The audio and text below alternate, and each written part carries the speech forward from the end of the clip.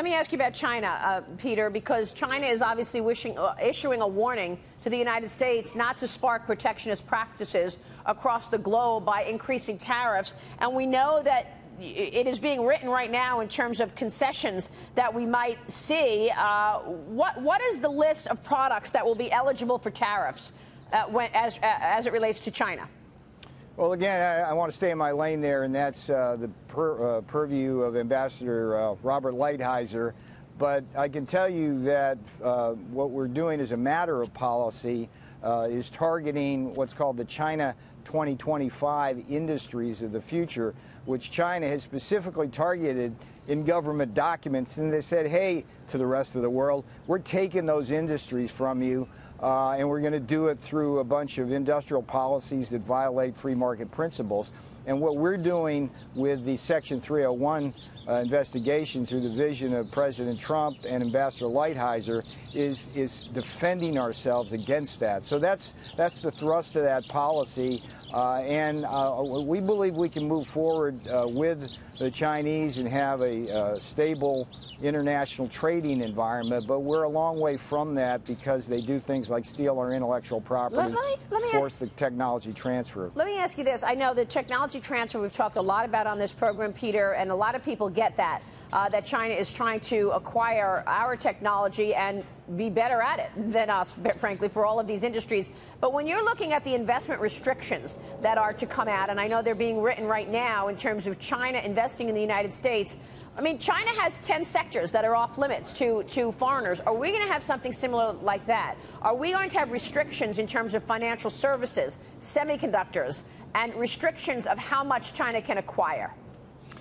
So again, I think it's important to remind the American people why China is so different from everybody else. Every other country that goes in and invests in foreign countries goes there to basically earn a fair profit and a fair rate of return for their shareholders. What China does is it uses its state money, brings in trillions of dollars into the United States and Europe and other countries. They don't care about earning a return. They just come here, pay a high premium to basically take our technology through acquisitions, mergers, and other means, venture funding. Silicon Valley right now, they're just going in there and buying up really key technologies, not just for our economic future, but for our military defense. Yeah. And so we need to be very careful about that. And the Chinese, unfortunately, have been very transparent dating back to 2006. They've told us what they're going to go after. They've told us how they're going to do it. A lot of the ways they're going to do it basically don't fit the rules of the trading environment. And President Trump, unlike every other president before him, dating back to the end of World War II, is actually standing up not just for the American people, but for American business and our defense. So it sounds like we will see restrictions. It sounds like we will see restrictions on investment in those industries.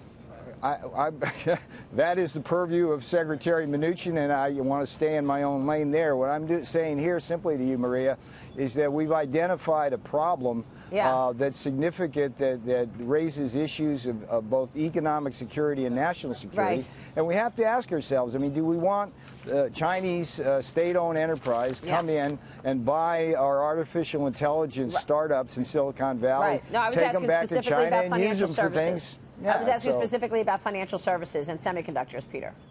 Oh, sorry, I didn't hear that. Those are all sectors that are on the table for discussions, and Ambassador Robert Lighthizer and Secretary Mnuchin are leading those discussions. I see. And I stay out of their lane. And I know that Ambassador Lighthizer is also working on the NAFTA deal. But Peter, let's face it, we've got elections in Mexico in a couple of weeks. The U.S., Canada, and Mexico still in the throes of these NAFTA negotiations. It's hard for me to expect a deal on NAFTA this year. You got the Mexican elections, and then you've got the midterm elections in the U.S. Are we basically going to see a NAFTA redo after the midterms?